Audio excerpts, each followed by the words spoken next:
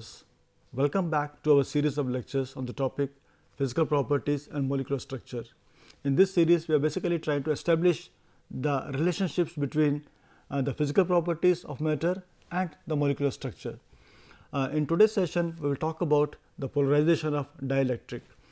The session is planned as follows, that is, to begin with, we will briefly review what we did in the previous session.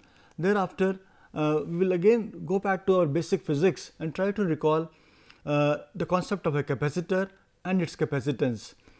Having done that, we will move on to what is the main theme of today's session, that is polarization. What is the meaning of a polarization in the context of a dielectric? When we put a dielectric in the electrical field, we will talk about the phenomenon, and then thereafter we will try to give some kind of a molecular interpretation to the phenomenon of polarization. Having done that, we will move further and try to derive expressions for the orientation, distortion and molar polarization of a dielectric in electric medium. And towards the end, we will try to sum up what we do in today's session. With this brief outline, let us make a beginning by reviewing what we did in the previous session. In the previous session, we basically started by defining what is optical activity and explained the concept of optical rotation.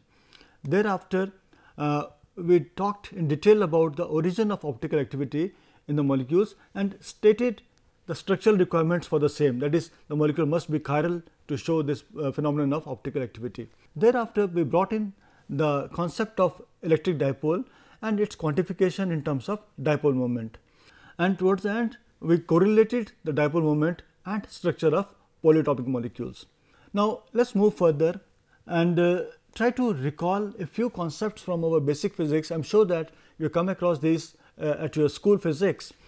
You remember that any two conductors separated by some kind of an insulator or even a vacuum form a capacitor. I am sure that you all know what a capacitor is, but for the sake of it, we know that typically if I take two parallel conducting plates, each with an area A, and separate them by a distance d, that will constitute what is called as a simple capacitor called as a parallel plate capacitor. So, that is how do we represent that? There are two plates there of area A each, and then having a charge on that. This is a charge of plus q, this is minus q, because when you take two conductors, one will have a positive charge on that, one will have a negative charge. That means, you take a capacitor, connect these two plates to a battery and let the charge be there, and then you remove the battery there. So, these conductors are charged there. So, that is a charge we put onto the capacitor there.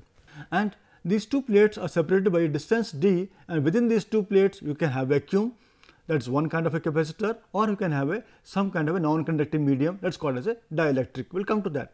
So, that is what basically a capacitor means to us. Let us move further and see that if I have a capacitor, a parallel plate capacitor, as I just shown you, for such a capacitor, if the charge q is there on the plates and the potential difference between the two plates happen to be delta phi, then the capacitance is given by definition as C to be equal to q by delta phi. That is how do we define the capacitance of a capacitor. Essentially, the capacitance is a ratio.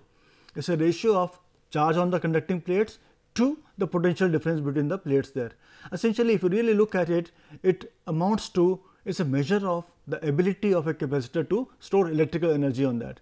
Because if I just see it as, if suppose delta phi happens to be 1, essentially C will be equal to q. That means, how much of charge can the capacitor store per unit potential difference. That is a way to look at the capacitance of a capacitor. Let us go a little further and see that if the capacitor has vacuum between the two plates, then the capacitance is given by the following formula, that is C naught. Naught indicates that there is no medium in between the two plates, it is vacuum, and it happens to be epsilon naught A by d. A is the area of the plate and d happens to be the distance of separation between the two plates as before, and epsilon naught is called as the permittivity of the vacuum, and which has a exact value of 8.854187 into 10 to the power 12 coulomb square per Newton per meter square. Let us move further and see that most of the capacitors we come across, they have got some kind of a non-conducting material between the conducting plates, and that material is called as dielectric. And whenever we have got a dielectric between the two conducting plates, we find the capacitance of the capacitor for a given dimensions is greater than the case when there is vacuum between the two plates, and this fact is because of the polarization of the dielectric. And let us try to understand what is this polarization, what makes the capacitance to increase in the presence of the dielectric over there. Let us see that. Now, if I look at the capacitor with vacuum between the plates, this is the kind of picture we can depict here. So, what we see here is this is one plate of the capacitor, this is another plate over there, and this plus q and minus q typically represent the charges on the two plates over there, and we said the two plates are charged there, one is plus q, one is minus q, and then this plus sigma and minus sigma typically refers to surface charge densities, that is charge per unit area over there. And when we have got this kind of a charge separation, so there will be some kind of an electrical field which is shown as E naught over there, and that actually this arrows represents the electrical field over there, and there is no medium between the two plates over there. Now, in such a case, as I just said, Q happens to be charge on the plates, sigma happens to be surface charge on the plates or surface charge density on the plates, and E naught happens to be the electrical field. So, that is the typical capacitor without any dielectric medium there. But when I introduce some kind of a dielectric between the plates, then what will happen? What will happen is that when we put in the dielectric here, then this dielectric undergoes some kind of a charge redistribution. As a consequence, there are some small charges are induced onto the dielectric's surface there. You can see that this shaded portion in between the two plates happens to be the dielectric there, and the dielectric we find that some charges have come over there, like we have got this is my negative plate here, this is the positive plate here. So, opposite to the negative plate there is some small positive charge over there. So, they are the charges which are induced onto the dielectric because of the effect of this field. Because of the electrical field, the dielectric gets some kind of a reorientation of charges. As a consequence, on the surface of the dielectric some kind of charges develop there. So, they are called as induced charges, and they happen to have opposite sign as compared to that on the plates over there. That means, in the neighborhood of the positive plate there will be a negative charge on that, and in the neighborhood of a negative plate there will be positive charges over there. So, they are not through and through, only a few charges will be generated over there, and as I just mentioned, it is because of the redistribution of positive and negative charges within the dielectric material. Now, what happens as a consequence of that? What happens as a consequence of that is the electrical field now becomes E, which is less than E naught. E naught was the field when we had only we had nothing between the two plates, we had vacuum there. Let us look at this picture. So, once we got charges which are induced here, so these induced charges, we have got a positive charge here, negative charge here. So, they generate a new electrical field there, that is a field will be generated which will be in a direction opposite to that of the original field of the capacitor there. As a consequence, what happens is that the field decreases, that is the field strength between the two plates decreases in the area of the dielectric over there. Now, this phenomenon of decrease in the electrical field within the dielectric is called as polarization. Now, let us understand this concept or the phenomenon of polarization in terms of the molecular interpretation. What happens at the molecular level that causes this field to decrease there? Let us understand that. Now, basically at the molecular level, if we try to look at it, there is two types of polarization possible there. One happens to be orientation polarization, and second is called as distortion polarization. We will understand the meaning of both of them one by one. And in order to understand that, we must understand that typically when I put a dielectric material between the two plates, the dielectric material may be polar or non-polar, and the kind of polarization which comes up, that will depend on the nature of dielectric material. If it is polar, we get one kind of polarization there. If it is non-polar, then what kind of a polarization do we come across there? Let us talk about these two one by one. When we have got a polar dielectric medium, say water, we take water in between the two plates there, what kind of polarization will come into picture? Now, we know that water is neutral because it is a neutral molecule, but polar, and it has got electric dipole. We know that, we just discussed that in the previous session.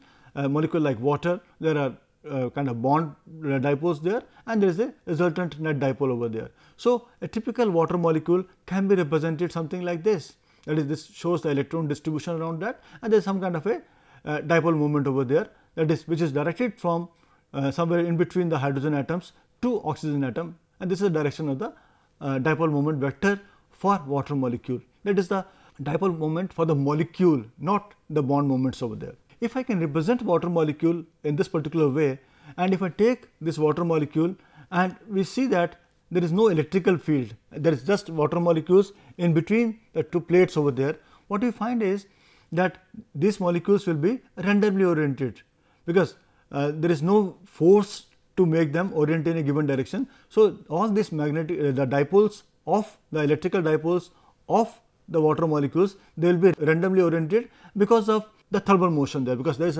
because they always at a given temperature there is a thermal motion there which makes it randomized over there. But the moment I apply field, what happens now? What happens now is that these dipoles, the electrical dipoles over there, they orient themselves, and they orient themselves in such a way that near the negative plate there, we find that the water dipoles, electric dipoles arrange in such a fashion that the positive end of it is close to the negative plate there, and around the positive plate there we find that water molecules orient in such a fashion that the negative part of the dipole moment will be oriented towards this there. And within the bulk of water molecules, we find that alignment of this water molecule is not perfect because there is a thermal motion there, but on the surface close to the conducting plates over there, we find that there is some kind of a localization, fixation of these charges there, and we say that we generate what is called as a bound charges on the surface there. That is, and this kind of a polarization, because the polarization basically means that we are generating some kind of a induced charges which are of opposite sign to the sign of the charge on the plate over there. Around the positive plate there is a counter charge of negative type. On the negative plate there is a counter charge of positive type there. So, this generates an electrical field which will be opposing the original electric field over there. So, this kind of a polarization is coming because of the orientation of the dipoles there. So, such kind of a polarization is called as orientation polarization, and the consequence of this is that it generates a very thin layer of bound charges on the surface. That is, this whole material I am showing here shows the dielectric. So, this negative and the positive are the plates over there. So, on the surface of dielectric we find that there are some kind of bound charges, they are fixed because this negative end will be holding these positive charges there. So, these water molecules will not move, whereas the ones which are in the bulk, they will be randomly oriented because of the thermal motion there. So, these charges which are on the surface are called as bound charges. So, that is what happens in case of if our dielectric medium happens to be polar. But what if it happens to be non-polar? Suppose I take say oxygen as the material, a dielectric material between the two plates. Oxygen we know is a neutral non-polar molecule.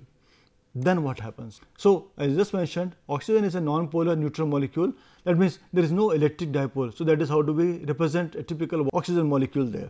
Now, in this case, since there is no dipole there and if there is no electrical field, and these molecules of oxygen will be randomly oriented. There is no kind of a force to put them in order, and this randomization is because of the thermal motion there. But what we go further into this is we find that this kind of materials have got symmetrical charges as we just showed here. But the moment I apply electric field, that is this oxygen molecule having symmetric charge distribution, but in the presence of electric field we find that there is some kind of a distortion of the electron charge around the two nuclei there. As a consequence, we find that there is some kind of a small dipole moment is induced over there. This is called as induced dipole moment.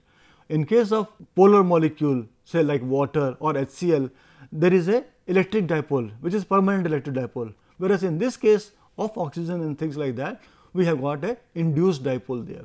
Now, since this is a charge distribution is there, so there is some small dipole moment will come into picture there, and these induced dipoles when in the presence, because these are generated in presence of electric field and electric field is still there, as a consequence these induced dipoles now again get into some kind of an orientation there. So, what we have is in case of polar molecules we had dipoles there, we apply field, these dipoles orient themselves. So, we have got orientation polarization there. But now in case of non-polar molecules like oxygen, there is no dipole moment to begin with, it is neutral molecule, non-polar. We apply electric field, some kind of a small polarity is induced in the molecule. Now, the molecule has got some charge separation, and in the presence of electric field these induced dipoles orient themselves, and this is called as distortion polarization, because this polarization is coming because of the distortion in the electronic arrangement around the nuclei in the molecule there. So, this is the second kind of polarization. The first one was called as orientation polarization, that is because of the orientation of the electric dipoles. In this case we are getting polarization because of the distortion of the molecule there. And here again what you find is that induced dipoles arrange in such a fashion that is around the negative plate there, there will be positive charges over there, and there is again small amount of bound charges will come into picture, and around the positive plate there will be negative bound charges there. So, essentially I am sure that by now we understand the polarization basically refers to the development of counter charges on the surface of the dielectric there. That is, and further we have to see that we talked about polar molecules showing orientation polarization, but this phenomenon of kind of a distortion is applicable to all kind of molecules, whether they are polar or non-polar. That is, even polar molecules will also show distortion polarization, but in such cases the orientation polarization will be the main chunk. That is, the polarization what we observed in case of polar molecules, the most of it will be coming from the orientation polarization, a very tiny fraction will come from the distortion part there. Whereas, in case of non-polar molecules like oxygen, most of the orientation most of the polarization will come because of the distortion there, because there is no orientation effect in this case, because there is no electric dipole in this case to begin with. Okay. Now, let us move further and see that how do we define polarization of the dielectric. We have understood what is the phenomenon. Phenomenon of polarization basically means that we put a dielectric in the medium in the between the two plates of the capacitor, there is some kind of a charge development around the plates, and that charge is bound close to the plates there, and that lies on the surface of the dielectric. Now, to put it mathematically, we define this as the vector sum of dipole moments of individual molecules per unit volume.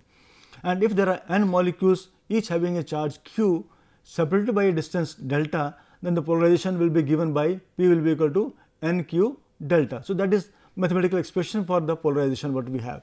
N is a number of molecules of that kind, and q is a charge on each molecule, and delta is the distance of separation there.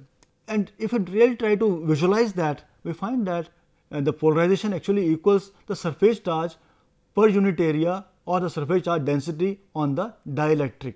We differentiate between the two, because earlier we talked about sigma, that was the charge density or the surface charge on the plates there. On the plate we got charge q, and there is an area, you divide by that, you get surface charge density there. Similarly, on the other plate also, but within the dielectric, on the surface of dielectric we have generated new charges there, and we are now referring to that. When we talk about polarization, we are referring to the charges which are developed on the surface of the dielectric, and the surface charge density basically is the polarization. The P will be equal to sigma pol, and that polarization, the POL refers to the polarization there. That is, this is the surface charge density on the dielectric there. We must differentiate between the two kind of surface charges there, one on the plates, one on the surface of the dielectric there. Now, let us try to just go a little further and try to work out some kind of very important expressions there. We know that the charge density on the plates happens to be sigma free, because that is the charge on the plate is free. If I just connect through a circuit, the charge will be able to move there, whereas the charge which we develop on the surface of dielectric is bound charge there. The two are different charges there. Now, the charge density on the plates happens to be sigma free, and in the absence of dielectric, the electrical field will be given as the electrical field E will be equal to sigma free by epsilon naught. So, that is how do we define electric field there.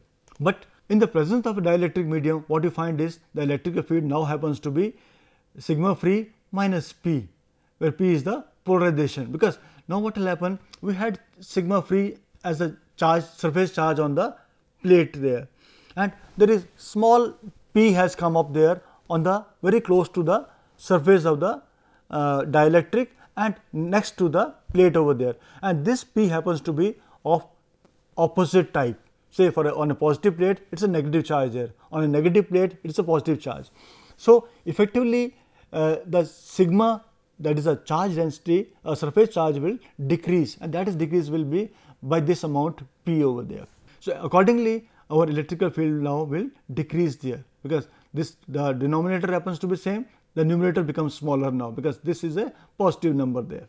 Now, we must understand one more thing over there, that is this polarization, the effect we are just talking about, the phenomenon we discussed there, this is a consequence of electrical field, because it is a electrical field which is orienting the dipoles or kind of distorting the electron distribution in the neutral non-polar molecules there.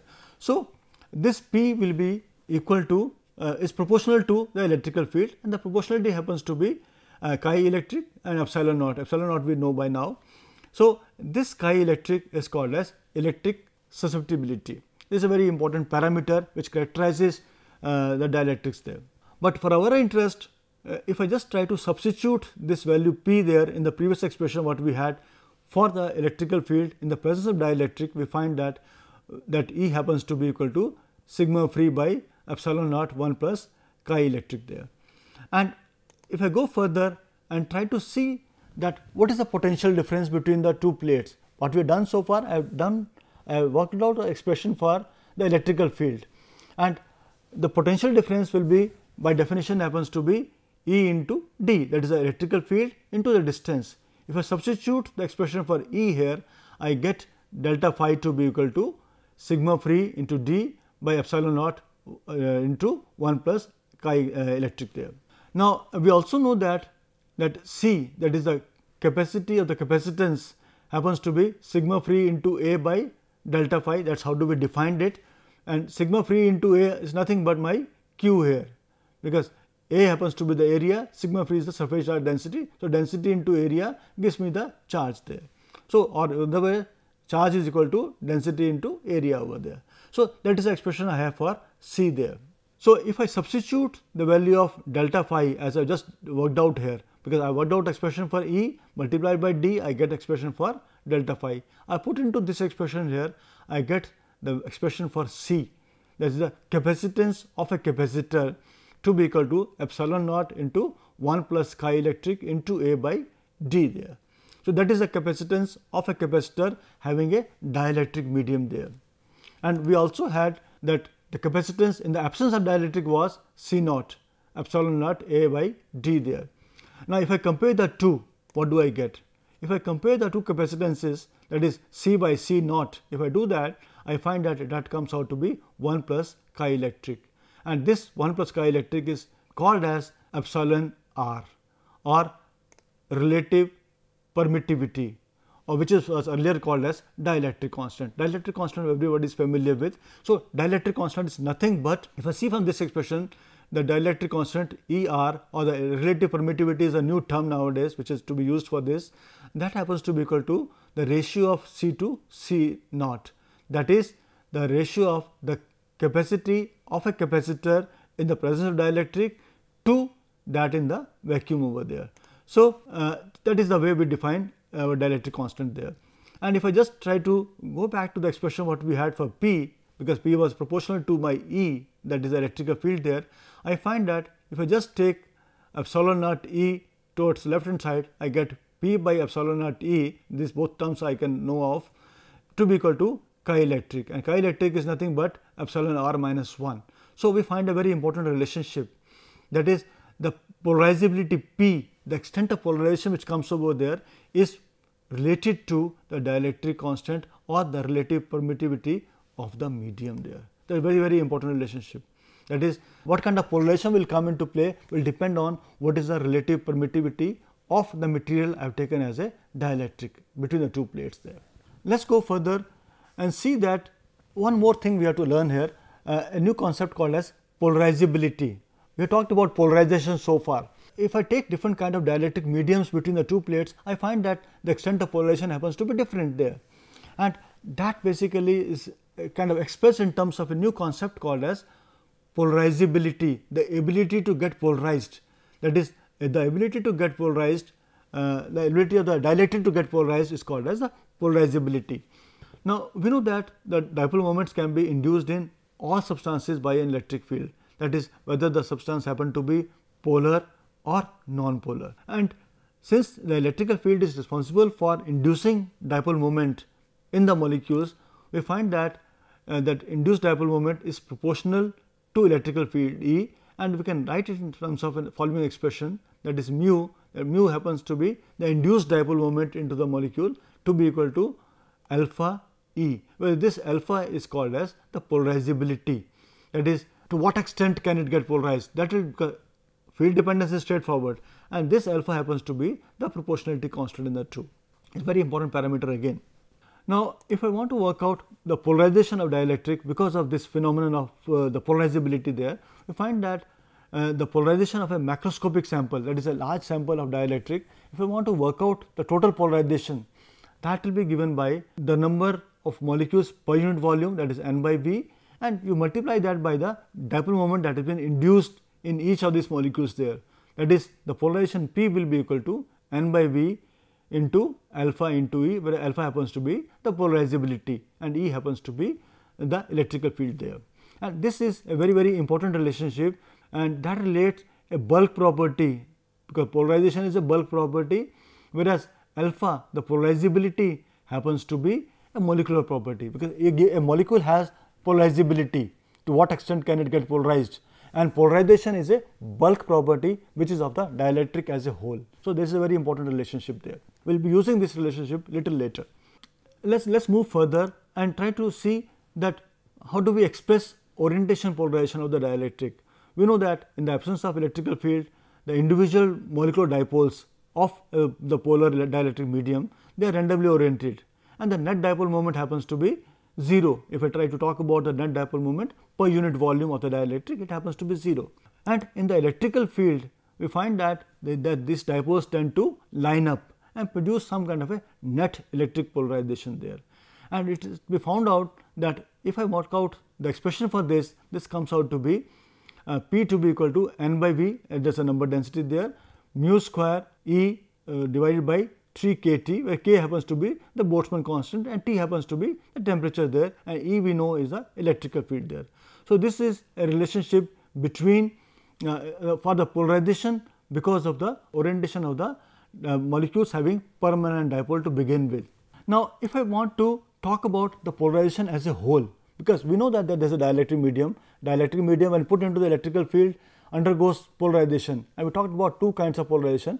There is a distortion polarization because of the polarizability of the molecules to be there, and second is the orientation polarization. So, if I put the two together, I find that the overall polarization of the dielectric in an electrical field will be equal to the sum of orientation polarization and distortion polarization, or we can write down that P to be equal to n by V alpha E, and this is because of the distortion polarization, and this component is because of the orientation polarization. If I just simplify it a little, we find that P to be equal to n by V alpha plus mu square by 3 kT into EI. EI happens to be the average local electrical field, because we know that electrical field does not remain constant, because when the polarization comes into play, the local field will decrease. So, it does not decrease equitably throughout. So, we try to work out what is the average local electrical field there, and that expression can be worked out to be equal to, that is EI to be equal to E, the electrical field to begin with, into ER, that happens to be relative permittivity, plus 2 by 3 there.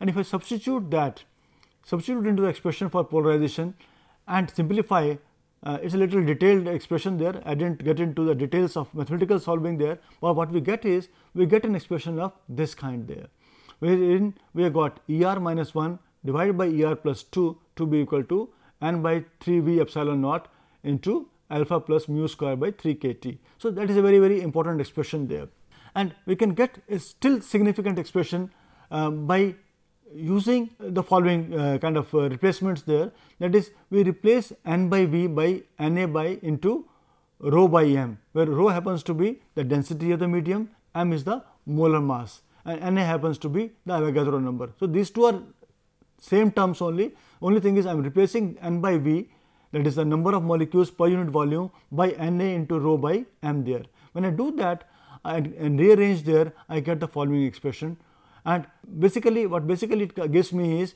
the polarization per mole.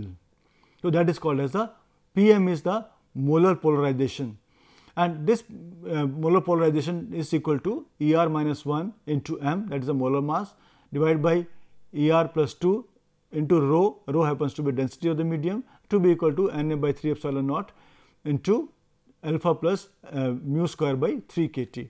And this is a very common equation, very important equation called as Debye equation, and that actually relates the molar polarization with the two important things over there. One is alpha, that is the polarizability of the medium, and mu, that is the dielectric constant there. So, it is a very important relationship which gives me, this is a bulk property, molar polarization, and these two are molecular properties, the dipole moment and the polarizability there. Okay. So, as I just mentioned, so this equation relates the macroscopic property Pm with molecular properties alpha and mu there. Now, what we can do is that this expression can be made use of by trying to measure Pm, that is molar polarization, as a function of temperature, and try to simplify it. We find that by doing so we can work out the value for alpha and mu. That means it provides us a means of experimental determination of alpha, that is the polarizability of dielectric, and mu, the dipole moment of the same. Now, I can get an equivalent expression without the component of orientation polarization, and such an expression is called as Clausius-Mosotty equation. Basically, what you find is that if I take my dielectric to be purely non-polar molecules, non-polar material there, then our Pm, that is the molar polarization, will be given by the following expression there, that is epsilon r minus 1 into m, that is the molar mass, divided by epsilon r plus 2, and this is my density of the medium, and that to be equal to Na, that is the Avogadro's number, into alpha, that is the polarizability, and 3 epsilon naught. That is, this again we find that it relates the macroscopic property, that is molar polarization Pm, with a molecular property, that is polarizability, that is alpha over there. Now, let us sum up what we have done today. What we have done today is basically we started by reviewing the contents of the previous sessions, and thereafter we recalled the basic concepts of capacitor and its capacitance, because that was very relevant to develop the concept of polarization there. Then we explained the phenomenon of polarization of a dielectric in an electric field. Having done that, we talked about the origin of polarization at molecular level, and thereafter we went further and worked out the expressions for orientation, distortion, and molar polarization of a dielectric there. In the next session, we will take up the determination or the measurement of dipole moment, and also we will talk about the magnetic properties of the materials there. Thank you.